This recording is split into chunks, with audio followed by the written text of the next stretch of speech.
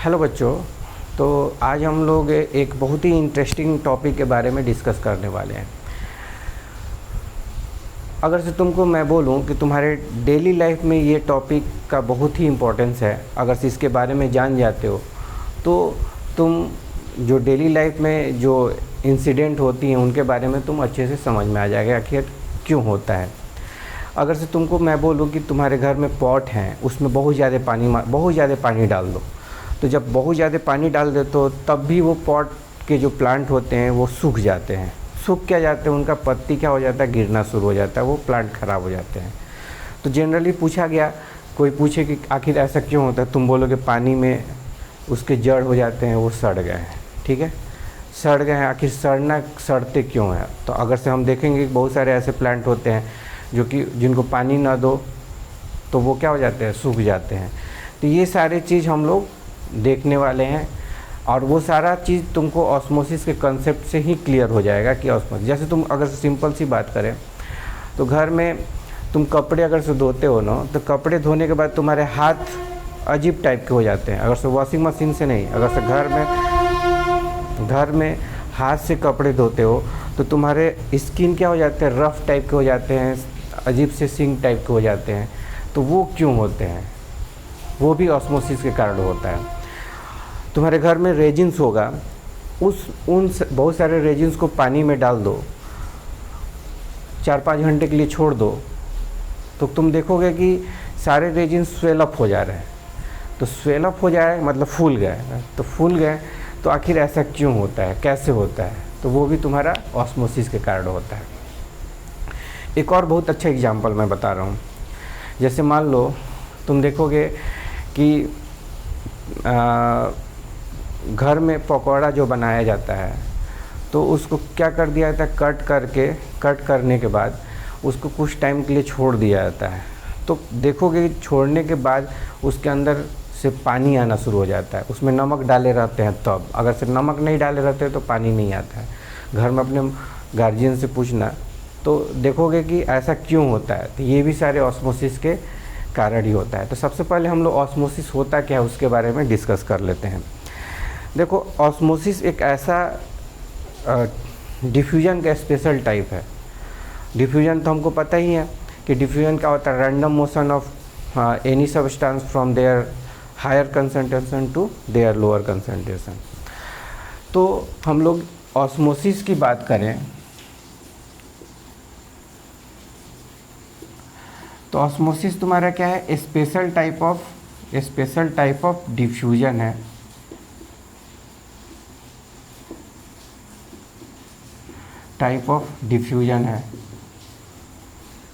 Special type of diffusion है।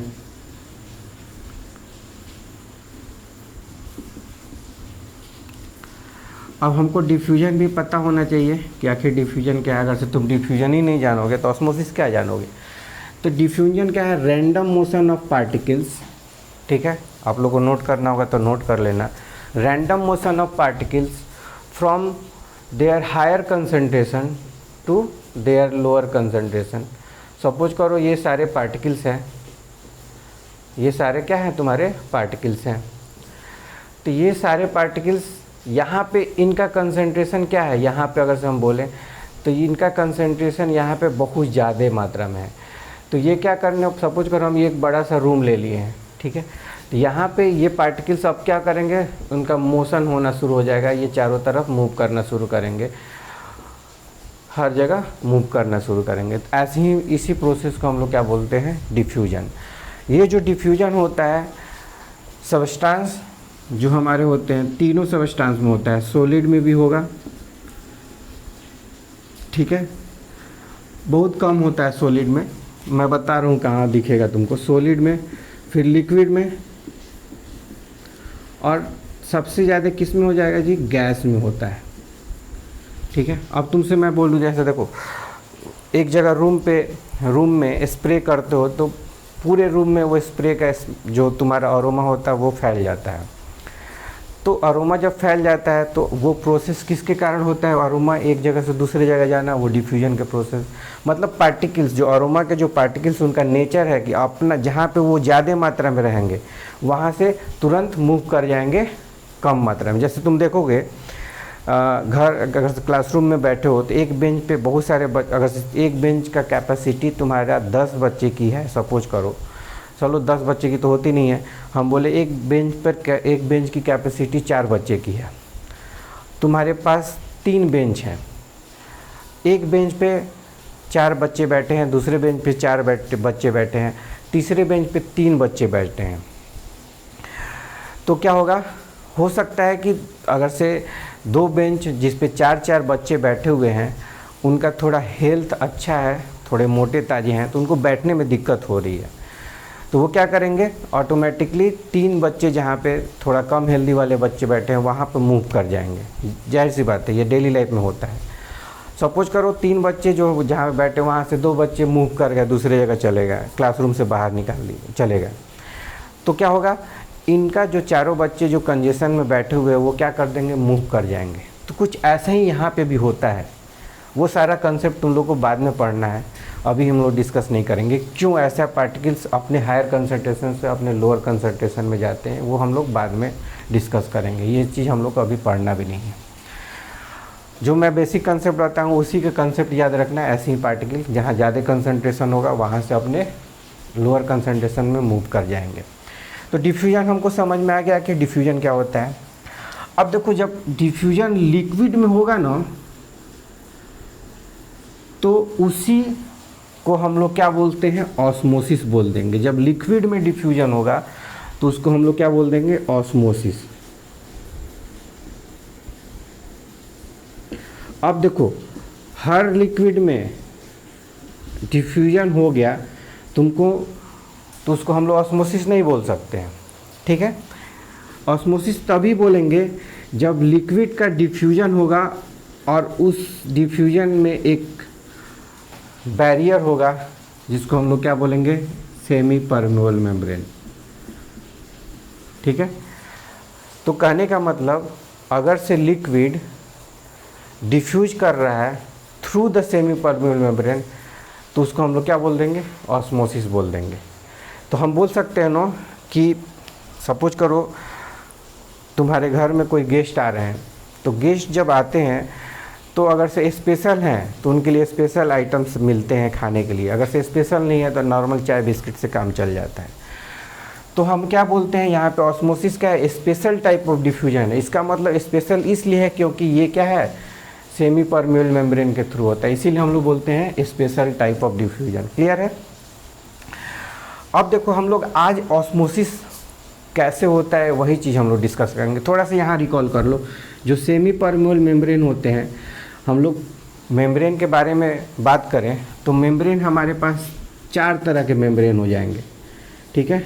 4 तरह के तुम्हारे पास मेम्ब्रेन हो जाएंगे, वो हम लोग थोड़ा सा रिकॉल कर लेते हैं। पहला पर मेम्ब्रेन होगा, देखो रैंडमली हम देखें कि सपोज करो एक बैरियर है, ठीक है, जिसको हम मेम्ब्रेन बोल रहे हैं। अगर से अब उस बैरियर से कोई चीज़ पास नहीं कर पा रहा है, ठीक है, पास नहीं कर पा रहा है, तो उसको हम लोग क्या बोलेंगे, इम्परमिएबल है। परमिएबिलिटी का मतलब एक जगह से दूसरे, मतलब एक एरिया है, मान लो ये एरिया है और यहाँ से कोई चीज़ पास करके यहाँ से इधर चला गया, ठीक है, तो परमिएबल है। अगर से नहीं जा पा रहा है तो उसको इम्परमिएबल बोल देंगे। तो जो सेमी परमिएबल मेम्ब्रेन हम लोग जो बात करते हैं, सॉरी एक मिनट, सेमी परमिएबल मेम्ब्रेन का टाइप नहीं है, ये मेम्ब्रेन का टाइप है। तो हम लोग क्या बोलेंगे, मेम्ब्रेन के 4 टाइप होते हैं, ठीक है, मेम्ब्रेन के 4 टाइप हो जाएंगे।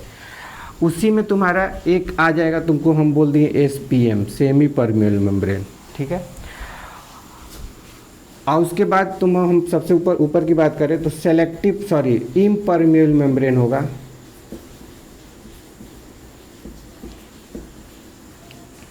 इम्परमिएबल मेम्ब्रेन, ठीक है।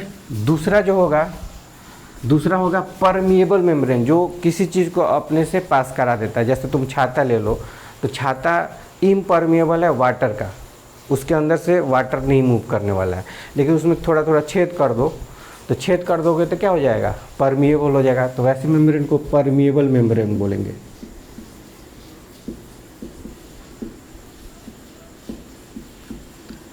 तुम लोग डेली लाइफ में ये सारे मेम्ब्रेन के बारे में डिस्कस कर सकते हो, देख भी सकते हो। और एक स्पेशल मेम्ब्रेन होता है जिसको हम लोग सेलेक्टिव परमिएबल बोलते हैं।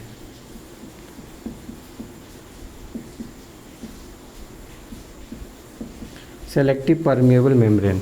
अब हम लोग को ये तुम लोग यहाँ पे अब सुधार लेना, ये जो सेमी परमिएबल मेम्ब्रेन का टाइप नहीं है। मेम्ब्रेन के 4 टाइप होते हैं। पहला हो जाएगा इम्परमिएबल, दूसरा परमिएबल, तीसरा सेलेक्टिव परमिएबल और चौथा सेमी परमिएबल। हमको मतलब किससे है? सेमी परमिएबल से। तो हम लोग पहले चारों चीज़ को देख ले कैसे होते हैं।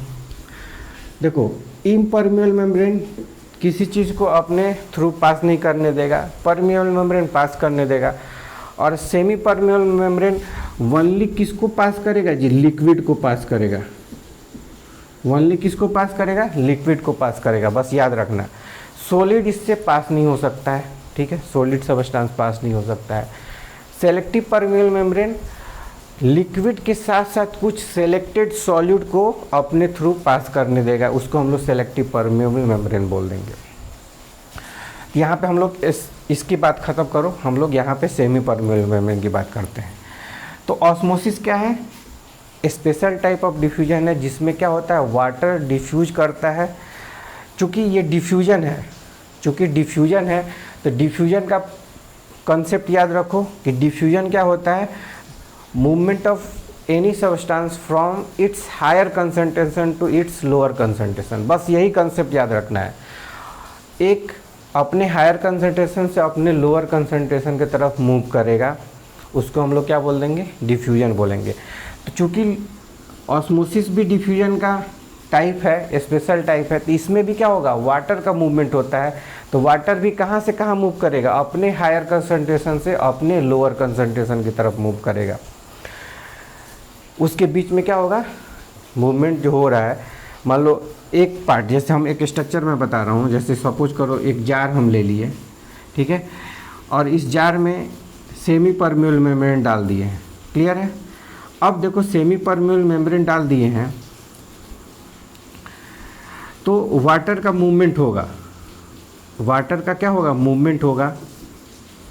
2 कंपार्टमेंट बन गया, एक जार में 2 कंपार्टमेंट किसके थ्रू बन गया जी? एसपीएम के थ्रू बन गया, सेमी परमिएबल के थ्रू बन गया। एक कंपार्टमेंट ये हो गया, एक कंपार्टमेंट तुम्हारा ये हो गया। कंपार्टमेंट ए और बी हम नेमिंग कर देते हैं।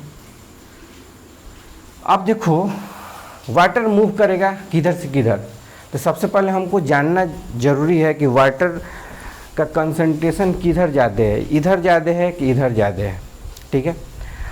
अब देखोगे तुम 2 तरीक़ा से वाटर का कंसंट्रेशन को मेजर कर सकते हो।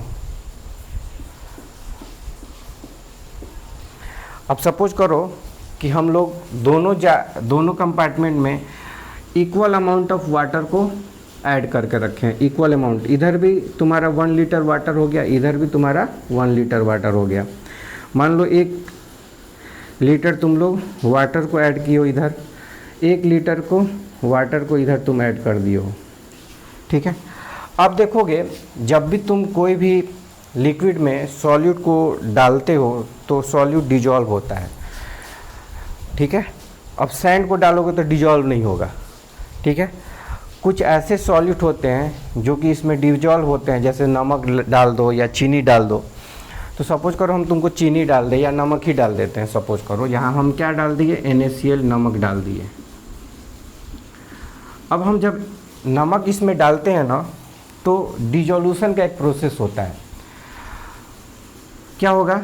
ये तुम्हारा सॉल्यूट हो जाएगा। इसको हम लोग, जो सॉलिड सब्सटेंस होते हैं जिसको हम लोग किसी भी लिक्विड सब्सटेंस में डिजॉल्व कर रहे हैं, तो उसमें जो ज़्यादा अमाउंट में होंगे उसको हम लोग क्या बोलेंगे? सॉल्वेंट बोलते हैं, और जो कम अमाउंट में होंगे उसको हम लोग सॉल्यूट बोलते हैं। तो ये सॉल्यूट हो गया और ये तुम्हारा वाटर क्या हो जाएगा? सॉल्वेंट हो जाएगा। अब देखो, जब हम सॉल्यूट को सॉल्वेंट में ऐड करते हैं, जब सॉल्यूट को हम लोग किस में ऐड करेंगे जी? सॉल्वेंट में जब ऐड करेंगे, सॉल्यूट को कहाँ ऐड करने वाले हैं? सॉल्वेंट में। तो जब सॉल्यूट और सॉल्वेंट जब ऐड होता है ना,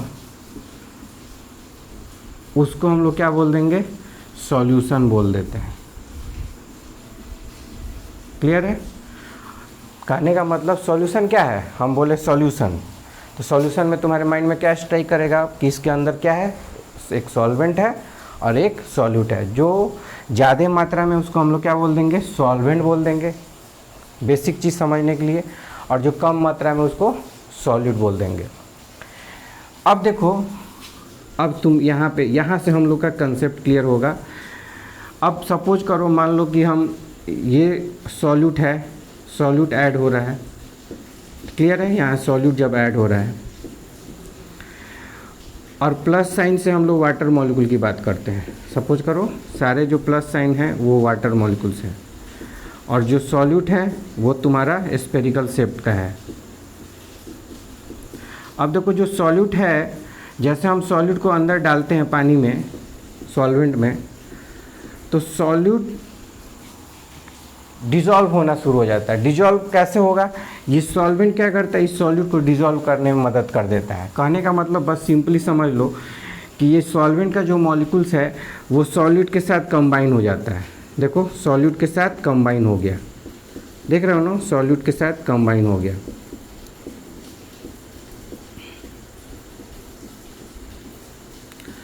अब हम तुमसे बोले कि फ्री वाटर मॉलिक्यूल्स किधर ज़्यादा हैं, फ्री वाटर।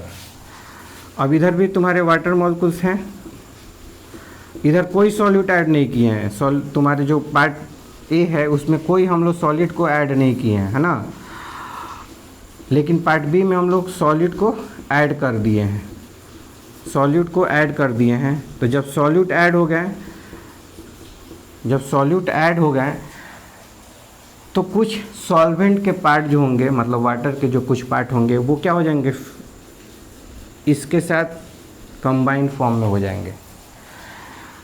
अब बताओ फ्री वाटर मॉलिक्यूल्स किधर ज़्यादा है, इधर ज़्यादा है और इधर कम है, तो ये क्या होगा, फ्री वाटर मॉलिक्यूल्स जो जिधर ज़्यादा है उधर से कम की तरफ मूव करना शुरू हो जाएगा, मूव करना शुरू हो जाएगा। तो इसी को हम लोग क्या बोल सकते हैं, ऑस्मोसिस। अब देखोगे, तुम बोलोगे कि सर सॉल्यूट क्यों नहीं इधर मूव कर रहा है, बोल सकते हो ना कि सॉल्यूट भी तो इधर मूव कर सकता है, सॉल्यूट इधर कम है इधर ज़्यादा है। अगर से तुम्हारे माइंड में ऐसा क्वेश्चन आता है तो बहुत ही अच्छा है, नहीं आता है तो सोचो कि तुमको थोड़ा सोचना पड़ेगा पढ़ाई के समय। तो सॉल्यूट इसलिए नहीं मूव कर सकता है, जाने की कोशिश तो कर सकता है, सॉल्यूट भी तो जाने की कोशिश कर सकता है, लेकिन ये जो है ना, ये इसको प्रॉब्लम में डाल देता है, कहता है कि हम जाने ही नहीं देंगे। क्यों? क्योंकि ये किसको पास करेगा, ओनली लिक्विड को पास करेगा।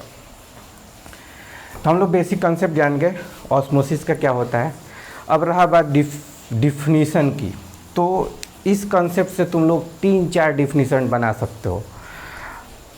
हर क्लास के लिए अलग अलग डिफिनीसन हो जाता है, लेकिन सारे डिफिनीसन सही हो जाएंगे। अब देखो हम तुमको डिफिनीसन की बात करते हैं। देखो पहला डिफिनीसन, मूवमेंट ऑफ, ध्यान से सुनना सब, पहला definition movement of water molecules, हम लोग इसकी कंसंट्रेशन की बात करें, movement of water molecules from its lower concentration to its higher concentration. क्या ये ऑस्मोसिस का डिफिनीसन सही है? Movement of water molecules from its lower concentration to its higher concentration, क्या ये डिफिनीसन सही है? गलत है, क्योंकि हम लोग क्या बोल रहे हैं, वाटर का मूवमेंट इसके हायर कंसंट्रेशन से उसी के लोअर कंसंट्रेशन में मूव करेगा। तो डिफिनीसन हमारा पहला डिफिनीसन गलत था। दूसरा डिफिनीसन हम क्या बोल रहे हैं कि movement of water from its higher concentration, मतलब वाटर के हायर कंसंट्रेशन से इसके उसी के लोअर कंसंट्रेशन में होगा, उसको हम लोग क्या बोलेंगे, ऑस्मोसिस। मतलब movement of water from its higher concentration to its lower concentration is called osmosis. अब हम कंसंट्रेशन, वाटर कंसंट्रेशन की जो बात करते हैं हम लोग, जनरली हम लोग वाटर कंसंट्रेशन बोल देते हैं, लेकिन होता क्या है, वो वाटर पोटेंशियल होता है, ठीक है, या केमिकल पोटेंशियल बोलते हैं। अब दूसरा डिफिनीशन देखो, movement of water from lower solute concentration to higher solute concentration. देखो ध्यान देना, ये डिफिनीशन, क्योंकि इधर कोई सॉल्यूट नहीं है तो लोअर सॉल्यूट कंसंट्रेशन हो गया, ना है तो लोअर बोल सकते हैं, इधर ज़्यादा है सॉल्यूट तो इसको हम लोग ज़्यादा बोल सकते हैं। तो movement of water from lower solute concentration to higher solute concentration is called osmosis. तो दो डिफिनीशन तुमको क्लियरली आ गया। तो ऑप्शन में तुम्हारे ऐसे क्वेश्चन आ सकते हैं, डिफ्यूजन का डिफिनीशन दे देगा, तुम लोग लोअर हायर में अगर से कन्फ्यूजन रहेगा तो ऐसे क्वेश्चन तुम लोग गलत करके आ सकते हो। ठीक है, तो हम लोग क्या सीखे आज, ऑस्मोसिस के बारे में छोटा सा कंसेप्ट सीख लिए। अब देखो, जैसे तुमको कुछ एग्जांपल बता रहा हूँ, जैसे सपोज करो तुम गमले में प्लांट लगाए हो और कुछ डेली पानी डाल रहे हो, तो ठीक है, कभी कभी ऐसा होता है जब ज़्यादा पानी डाल देते हो तो पानी क्या हो जाता है, सूख जाता है। ठीक है, सॉरी पानी सूख नहीं जाता है, प्लांट भी कभी कभी सूख जाता है, और पानी तो सूख जाता है, वो तो इवोपरेशन के कारण बाहर चला जाता है, वो भी हो सकता है। तो आखिर ऐसा क्यों होता है, वो हम लोग अगले लेक्चर में डिस्कस करने वाले हैं।